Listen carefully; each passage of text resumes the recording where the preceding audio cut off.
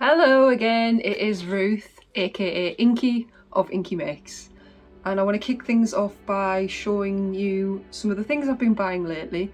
And there is a lot of things to show you because I have stocked up on so many things and splurged out on new materials that I've been kind of interested in buying. If you can hear some really weird noises, that is just Dylan and Rescue in the background. Dylan was, when she was a kitten, she had kitten flu. This is a bit of cat history you're getting here now. Bit of an origin story. Dylan had cat flu when she was a kitten, and she's a strong survivor and she got through it and everything, but she's got the worst sinuses, so she just sounds like she's grunting at all times. So right now she's cleaning herself after having something to eat, and all you can hear is like in the background. That's just Dill, okay? So anyway, going back to what I was originally filming for, is I thought I'd show you some of the things I've been buying. So I have bought some ceramics supplies, and this were from Bath Pottery, I think Bath Pottery or Bath Potters. So I have got, so I've been using Amaco Velvet Underglaze and I absolutely love it. Now, I haven't fired it yet. I've only actually been painting with it, and it is lovely to go on, and I've seen other things online from other ceramists who've used it, and it does exactly what it says on the tin, in the sense that it can create a velvety texture. Like, it sort of looks furry almost. I don't know how to describe it. It looks like really soft to the touch. It's got a very matte effect. So noisy, them two. Anyway, you can put a clear glaze over that as well, and it will make the colours more vibrant, but it gives it like a matte, muted sort of look. And a lot of people that I follow online tend to use it. But I have found that I am firing through these tiny pots that I've got. I'm firing through these like quite quickly. So that size, I don't know if you can see that. Richard's told me I need to hold these up more to the screen so people can buy them, and I'm like, yeah, I've done that, and I'm like this. So I'll probably get another telling off if I haven't held it long enough. So I'm firing through these very, very quickly, because I think, as any artist, when you're first starting out using new materials, you'll find you'll have a favourite colour or a favourite sort of theme or whatever, and I gravitate towards black and white things. I don't know if that's why I've got black and white cats as well, I don't know. I've just thought of that. But yeah, I thought white and black always going to come in handy. Just splurge and get the bigger pots. So I've got them, and I got it in the black as well, the jet black. And I also bought some more of the bright red, because this is what the other colour that I seem to be going through a lot faster. All of these are lead free as well, just so you know, for anyone who's interested. But like I say, I haven't fired with these yet, so I'm very nervous. Like, anyone who follows me on Instagram will probably see that I had the first ever firing in my, Rescue's losing her mind in the background now. My first ever firing in my kiln, my Rhoda kiln, and I was so happy it came out. Everything survived, everything looked brilliant, and I was like absolutely elated. And very quickly I started to realise, gotta do the glazing now, and I was like, oh my god, like, it's really scary. Like, doing ceramics is scary because it's like you don't have complete control over everything. And I think especially like when first starting out, I'm trying to get used to my kiln, I'm trying to get used to the clays that I'm using, I'm trying to get used to the glazes that I'm using, and I'm investing a lot into it. So a lot of my time as well as money, but like time and effort is more the thing that I'm like really scared about wasting all of that. And that is kind of a beautiful thing about ceramics. It's like, it's sort of alchemy, I guess. There's all these different things going on, but if all of that stuff comes out that I've been painting so far, if that all comes out ruined, I'm going to be devastated. So we'll just see how that goes. But I did speak to my old ceramics teacher about it, and I did kind of come to the conclusion after speaking to her that it might be a good idea to just sort of do another batch of bisqueware, like just simple things like plates. I need to get back on my wheel more anyway, so if I just knocked out a few like things to fill up my kiln again for another biscuit firing, and then if I just decorated them extremely simply, you know, like if I just really just used it purely as just experimentation, and then see how they come out, because you can't fill a glaze firing as much as you could with a bisque firing. So if there was some disasters in there, then it wouldn't maybe be as bad. But some of the things I'm doing at the minute, I'm investing way more time and effort into, and I'm probably already getting attached to these things.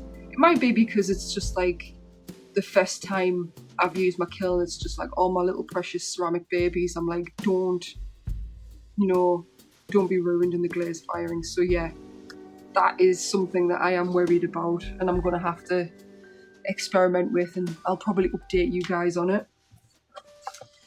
What else I got? I bought some stoneware glaze bots, stoneware glaze in like a speckle effect.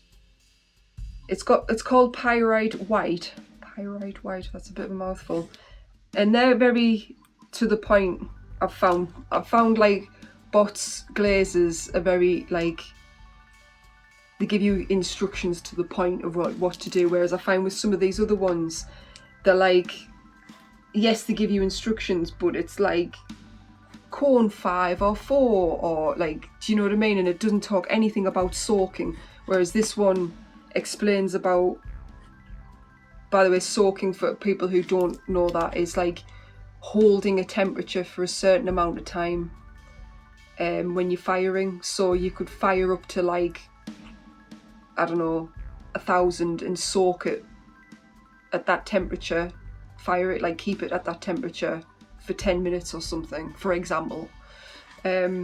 Whereas, yeah, these kind of are a bit more precise with their instructions on how to use them, I find. But again, haven't used bots yet, so we'll see how that goes. I got some kiln tongs for grabbing hold of things so you can dip them into your glazes, usually your transparent glazes, or at least that's what I'm using it for. And I also got, and they're not going to look very exciting, but I am very keen to see how these turn out. So if I haven't already got a lot to get on with glazing, I'm wanting to try out, if I can ever get them open, I'm wanting to try out, I think they're called overglazes. I think they call them overglazes. But luster glazes. And it's like you put it on after you've fired a piece, I believe. I think that's right. So that's the thinner, very small. I thought it was leaking there, I think it's just cold. But yeah, this is like, it's got like a caution sign on it and stuff. Harmful, right, okay. But I have got some red luster that I want to use and see how that goes. God, I can already smell that. I hope it's not been leaking. I don't think it's been leaking. Nothing's wet. No, nothing's wet, so I don't think it's been leaking. It must be just pungent. And they really wrap them well.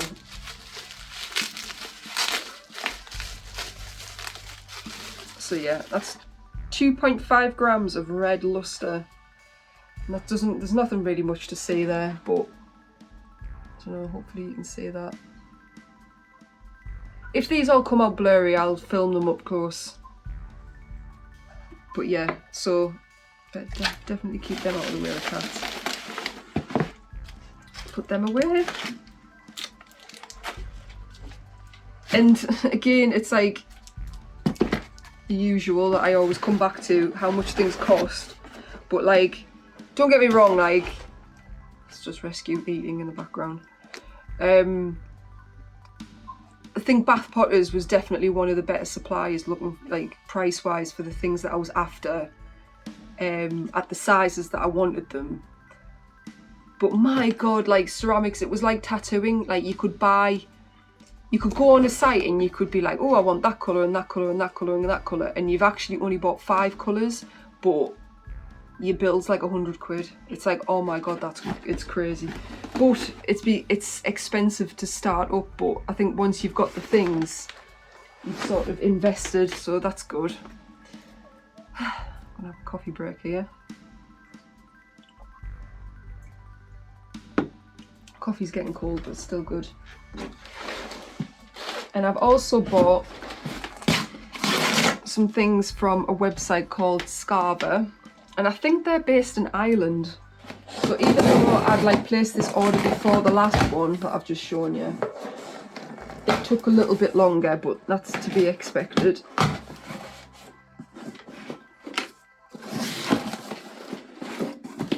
I'm going to keep all this packaging as well because it will come in handy for...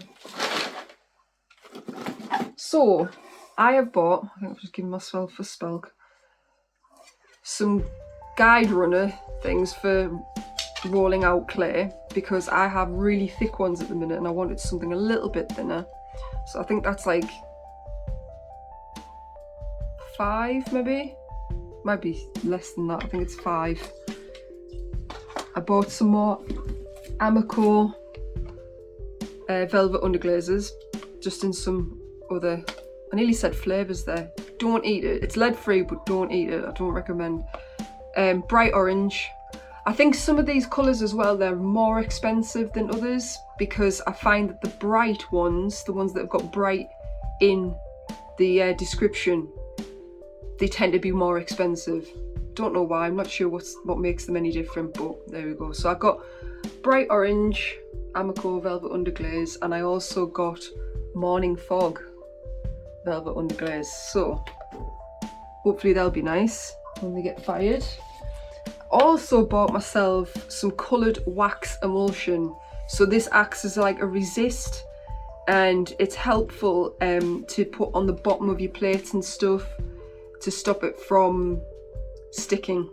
But also I think you could probably use it, here you go, you could probably use it to like draw or paint on a design and then go over with glaze. Rescue's losing her mind right now.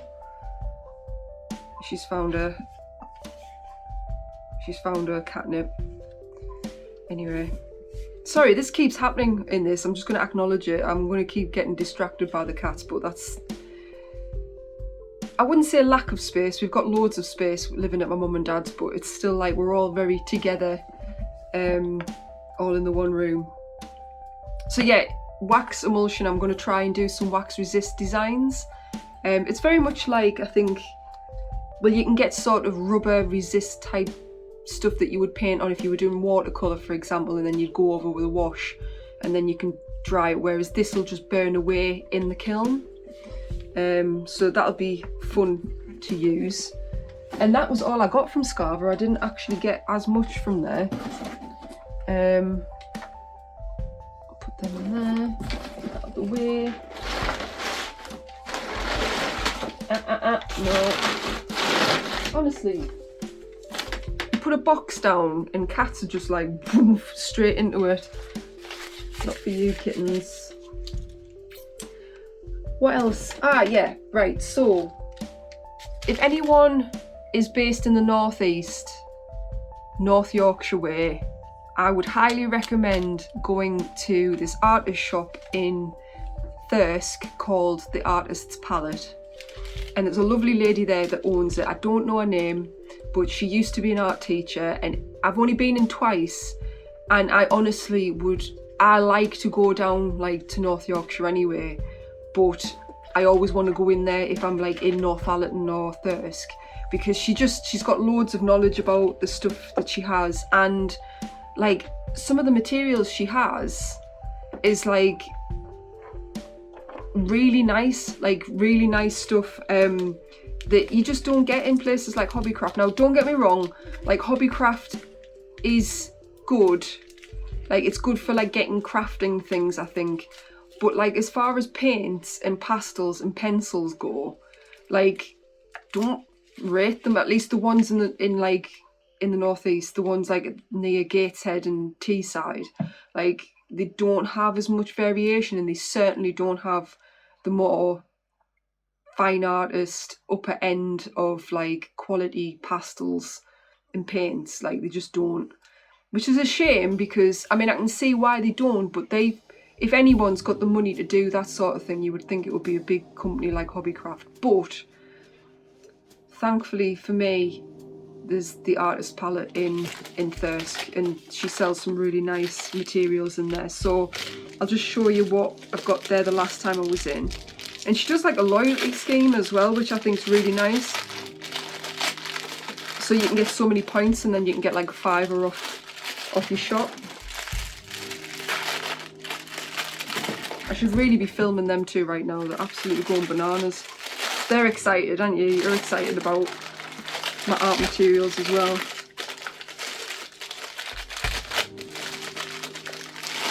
So we have got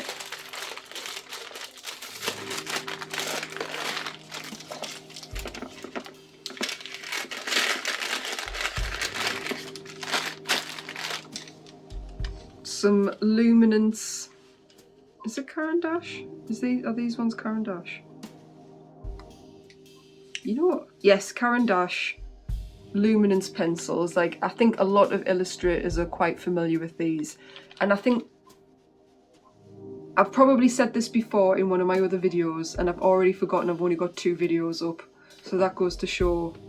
Like, mind you, to be fair to me, the first one was up in August, so a lot's happened since then.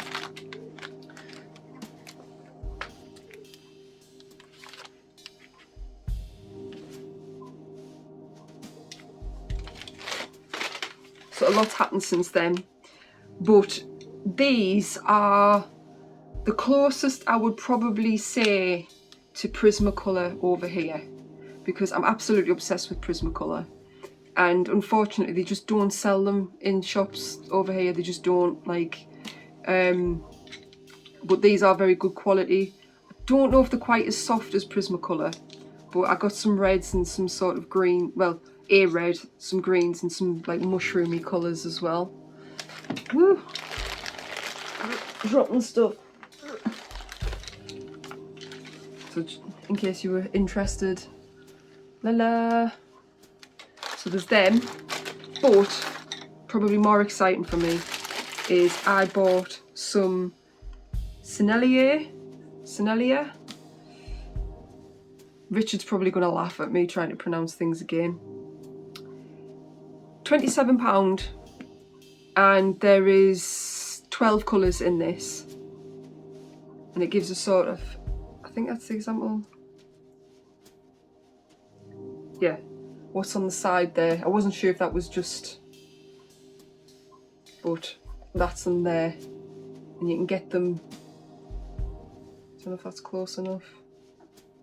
Can't really tell. Again, I will film these later if this has come out rubbish.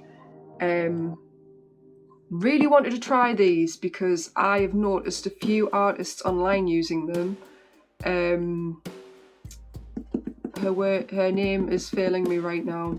Lee Ellickson. She was using them on there, and they just looked really buttery smooth, and I was like, I need to get some of them. And I know that they're like more fancy. Like, I think the lady in the artist palette was telling me that Picasso had something to do with formulating them. Don't know how I feel about that, because I like Picasso's work. Things I've heard about him, not so sure. But I don't know, that's that whole debate. That could be a whole different video, that talking about, you know, can you separate the art from the artist?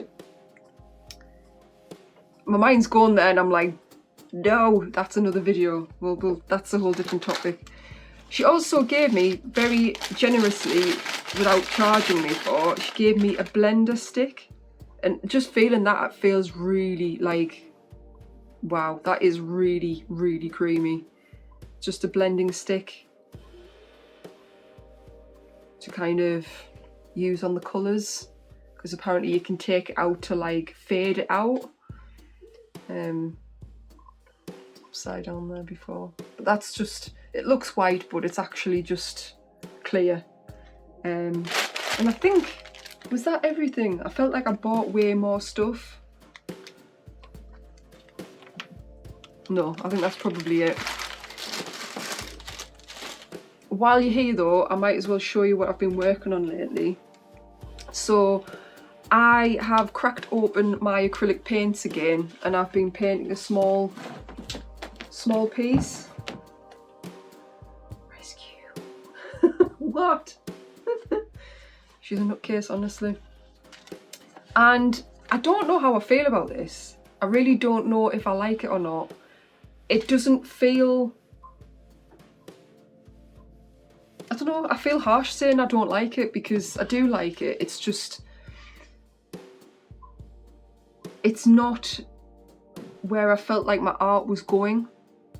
And then I don't know if it's because of the material, the medium, like getting the paints out again. I mean, I've been using gouache for literally months now, not even touching my acrylics. And I used to always use acrylics, like always. But gouache is way more chalkier when it dries, and I like that sort of texture, and I like drawing over that, and it gives a whole different feel.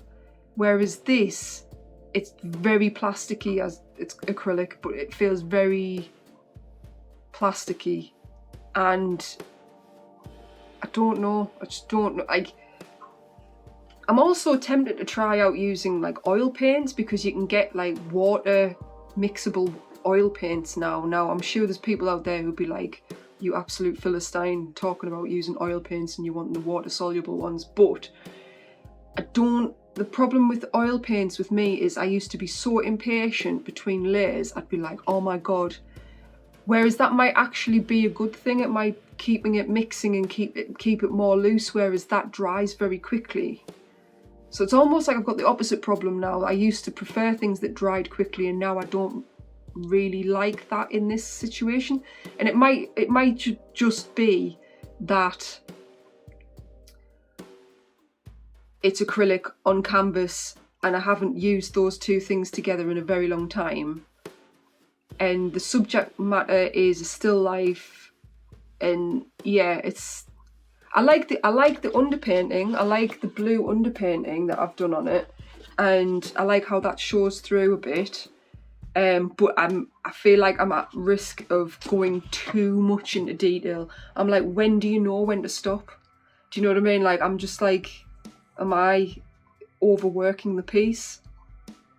But I think I'm going to do a little bit more on it and then call it a day. And I might give it to my mum for Mother's Day, because I think my mum will like it. I actually really like, I'm going to start talking more about this now.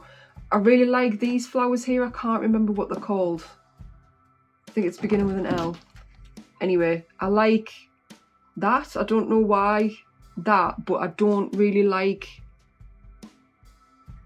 I don't know what it is. It doesn't feel quite me yet. So I don't know if it is actually ever going to feel like me, because I'm using different colours and stuff now. You probably can't even see it properly because the light's shining on it. But yeah, I like this bit, but I don't know. So yeah, that is it for now, I think. Oh no, actually I could show you some of my ceramics that I've been painting. Plot twist, you thought it was over and it's not. So these are some of the pieces that came out of the kiln. I got more. Some of the first pieces I made, and it's like a scalloped edge little number, and I've been painting some pieces, and this is why I'm going to cry if these don't come out of the kiln looking 100%, because I've spent time on them. So I've done this like cup. It's a bit of a janky looking cup, I think. Like, I think I prefer using hand building over using the wheel, which is funny because I feel like I always kind of reached for perfection in my work, and now I feel like, you know, being very precise and making it look exactly like the thing that I'm painting. Whereas now I feel like I want to go away from that. I'm like, I don't want to do that anymore. And I feel like when I'm on the wheel now, don't get me wrong, I'm far from perfect at throwing. Like, I really need to practice my throwing more. But it's almost like too good. Like, good's not the word, because like I say, I need to practice more, definitely need to improve. But it's just not giving me the same sort of joy as I get from doing hand building.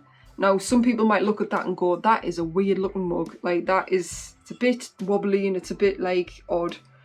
And I've got a little moon in there.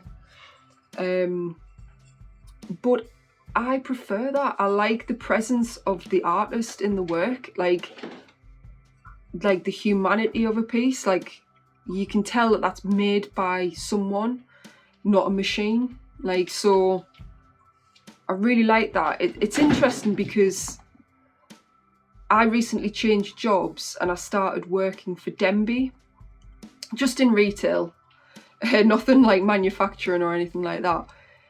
And a lot of their new ranges, like, they've got this range called Kiln, and I think the selling point of Kiln is that they've got accent pieces that are handmade, like plates that I think they're handmade. They certainly look a bit more like wobbly, for the lack of a better description, because everything else is just sort of slip mold sort of thing, so everything's very uniform. Like, this is a Denby mug. This is one of my favourite mugs, like the Orchard range, and I absolutely love that.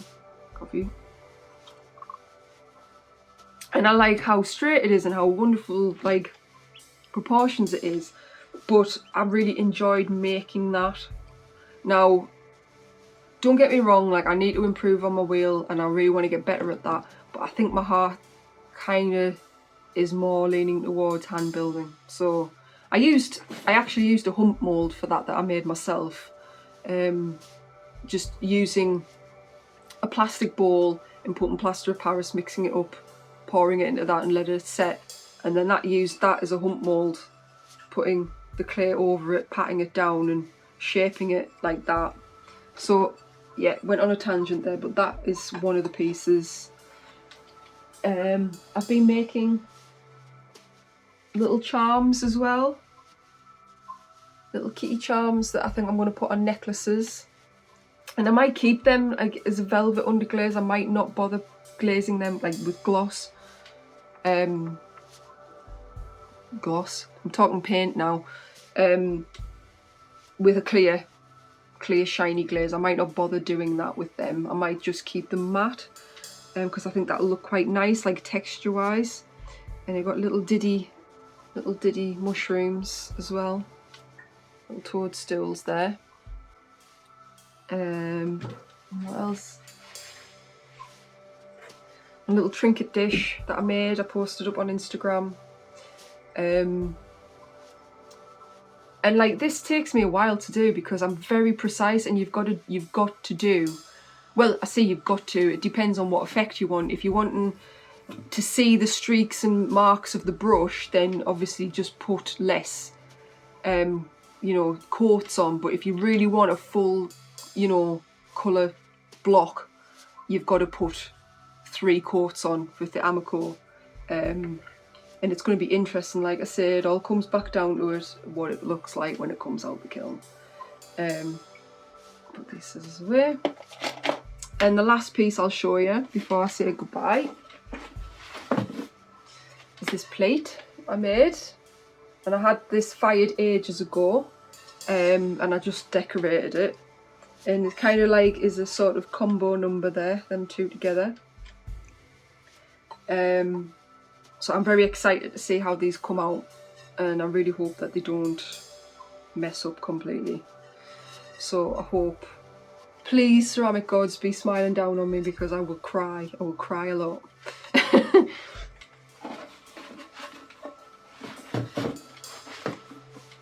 So yes, that is it for now. I'll probably show you more of the process of making these things as well. I'm aware that I haven't really filmed making things on my wheel or hand building on my kitchen table, because that tends to be where the mess happens. So I'll probably try and film more of that in the future.